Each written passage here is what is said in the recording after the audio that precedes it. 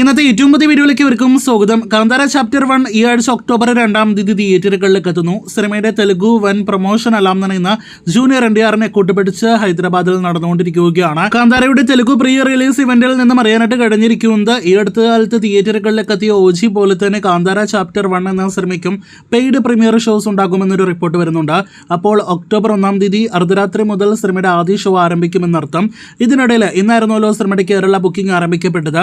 Kerala world wide presale കണക്കുകൾ പുറത്തു വരുമ്പോൾ കേരളത്തിൽ 1 കോടിയിലേക്ക് പ്രീസെയിൽ എടുക്കുന്നു, തമിഴ്നാട്ടിൽ 2 കോടിയിലേക്ക് സിനിമയുടെ പ്രീസെയിൽ എടുക്കുന്നു, വേൾഡ് വൈഡ് പ്രീസെയിൽ 10 കോടിയിലേക്ക് എടുക്കുന്നു എന്നൊരു റിപ്പോർട്ടാണ് അവസാനമായിട്ട് വന്നിരിക്കുന്നത്.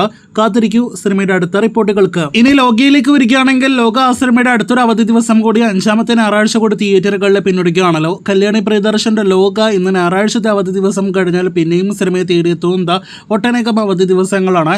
നാളെ ഒരു വർക്കിംഗ് ദിവസമാണെങ്കിൽ പോലും ഒക്ടോബർ 1, 2, 3 തുടങ്ങിയ ദിവസങ്ങളെല്ലാം തന്നെ സിനിമയെ തേടി വീണ്ടും അവധി ദിവസങ്ങളാണ് എത്തുന്നത്. ഇന്നിപ്പോഴത്തെ സിനിമയുടെ ഏറ്റവും പുതിയ പ്രൊമോഷണൽ പോസ്റ്റർ വന്നിരിക്കുകയാണ്. അത് പ്രകാരം മൂപ്പര് പറഞ്ഞു ഒന്ന് ടിക്കറ്റ് എടുത്ത് നോക്കുക എന്ന്. അതായത് ആര് പറഞ്ഞു എന്ന് നമുക്ക് എല്ലാവർക്കും അറിയാം. മെഗാസ്റ്റാർ മമ്മൂട്ടി പറഞ്ഞിരിക്കുകയാണ് ലോകിക്ക് ഒന്നുകൂടി ടിക്കറ്റ് എടുക്കുവാൻ.